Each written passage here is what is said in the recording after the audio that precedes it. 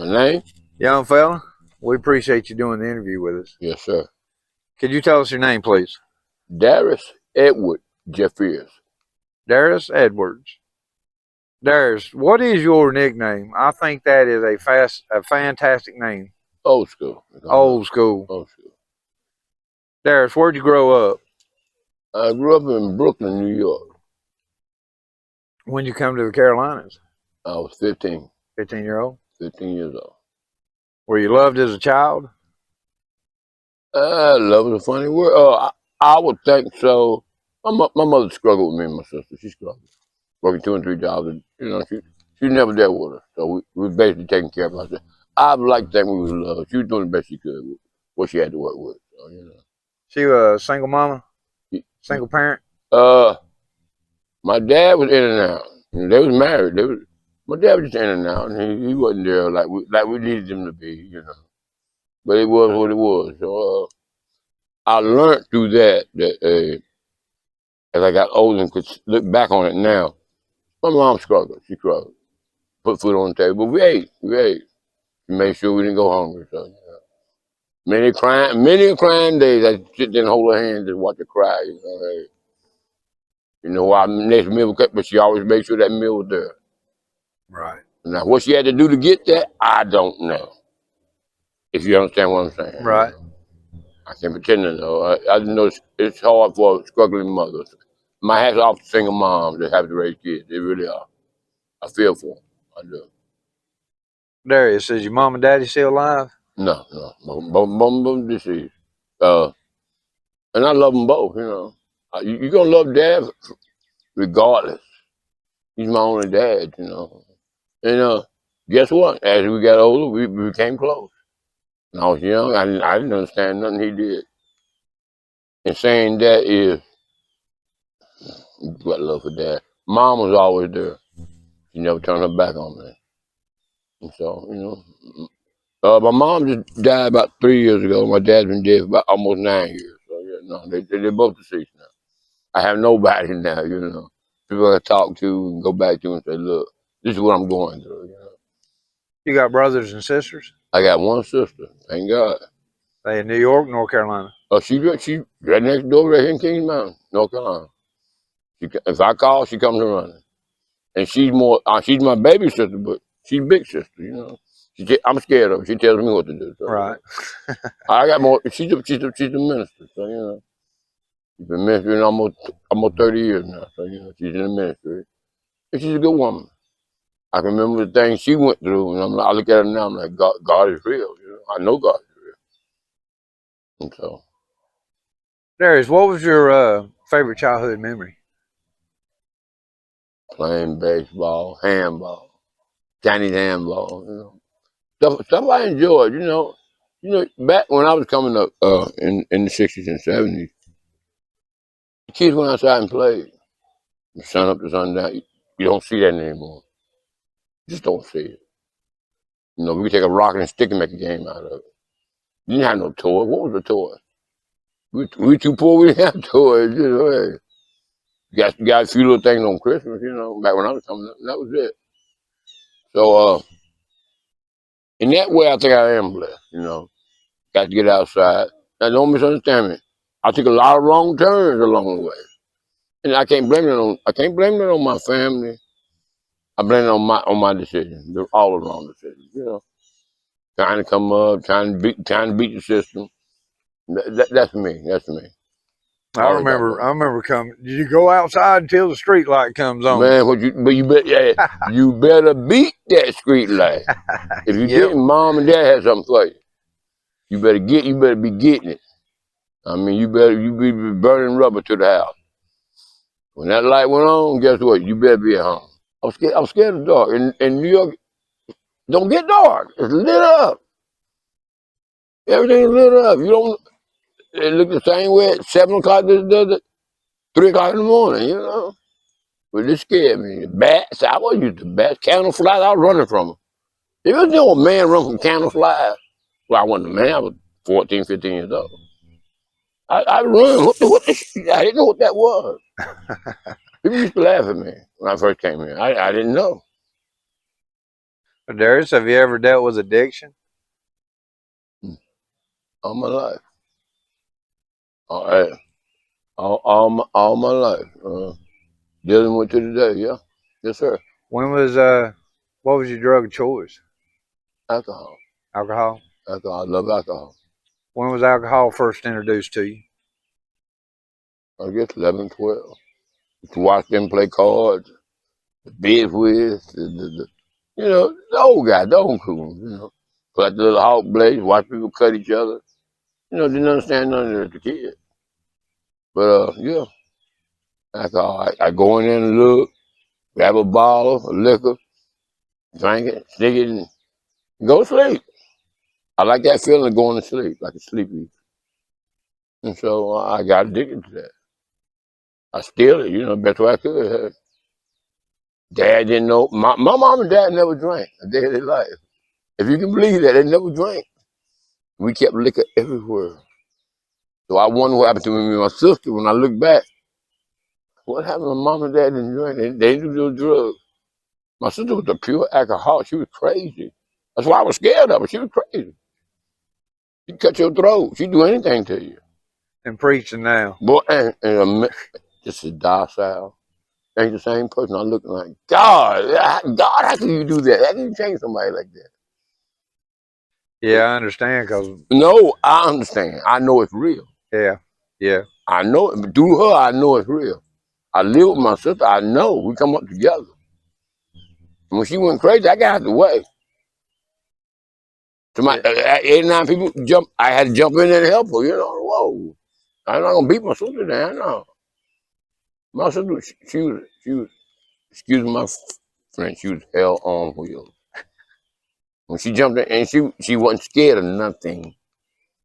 It would die. You only die once. That was her attitude.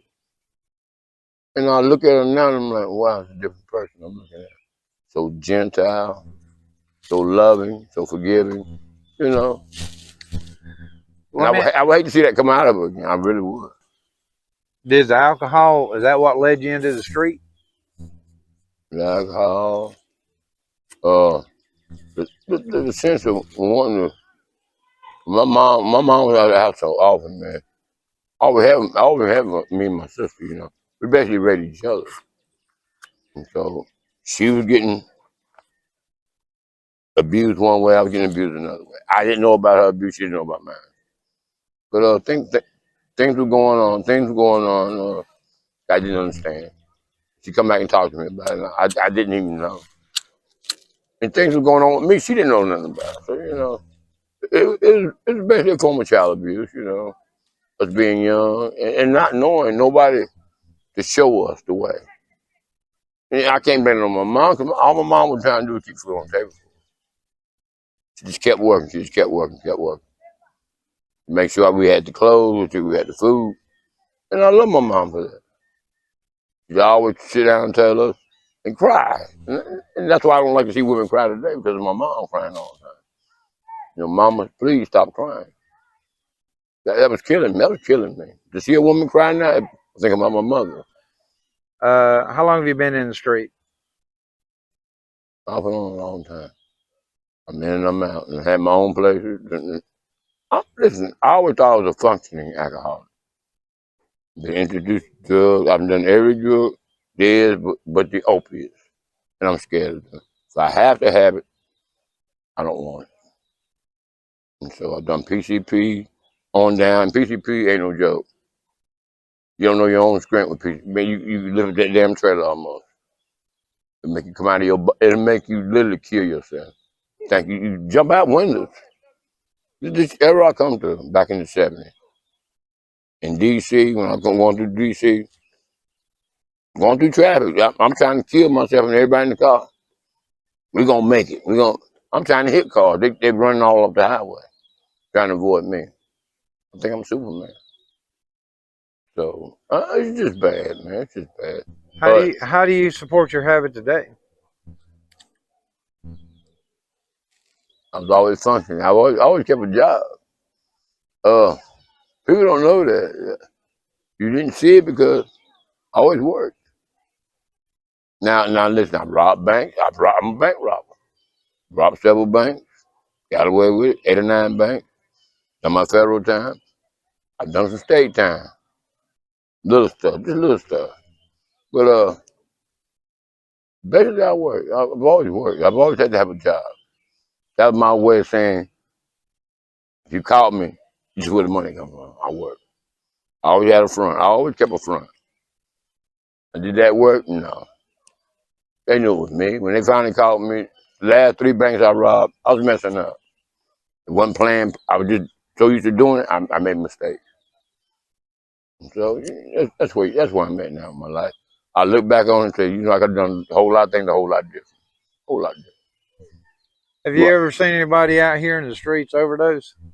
No. No. I mean, I see it since I've been here. That's how close I am to it now, you know. Do I know this real well? No. No. Did I fool people like this? No. Is this When life? I say people like this, I ain't trying to say I'm above them. I'm just saying I never seen it on this level. It's something serious. It's an academic for real, man. People need to know that. I mean, this is real. It scares me. People I'm talking to every day just going out. No, I'm not used to that. Is this lifestyle dangerous? Very, Living in the street? very. It's real. It's real. And if they don't believe it, come out here and live it for a week or two. Have you ever tried to get out of the street? So I got the streets now, man. What do you mean? You think I like this? I was living with my daughter. The only thing brought me back over here, my daughter passed. I was taking care of my daughter. I had nowhere else to go. I ain't gonna tell that lie. I do. I don't like rules. And if you don't like rules, guess what? This is where you wind up. My sister let me come right now. This is what you gotta do. I've done that for 3.5 years. It's $600 a month. I'm like, no. I can't have no company. You can't tell me what to do. I gotta go. I mean, it's simple as that. I'm paying you this. Come on, I should be able to do that. Why I can't sit on the porch of the company? Well, they things and I want them to know my house. I understood that before. And so this is what we didn't see eye to eye. You want people at home, Christian woman, a husband, Christian man. You're a deacon too. And it's very Christian-like. I mean, let me use it like that. I mean, you know, Christianity comes with some flaws too. You know what I mean? The righteous. You got to bend a little bit. Yeah, that's the way I feel about it. That don't make it right. You got to bend a little bit. Where's the love for your fellow man? All of us. You got to love. You got to love them. You know, regardless. That's my opinion. You know what they do is something else. You know. Darius, how old are you? I'm 63. I'll be 64 the 9th of July. What's been your most valuable lesson at this point in your life?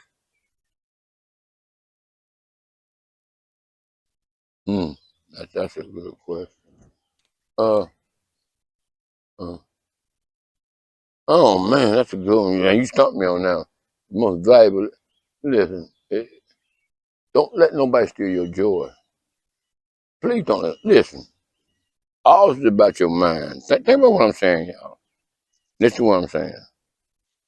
If I can stay out of here, and you're gonna go in there. You're gonna go in there. You can be all right.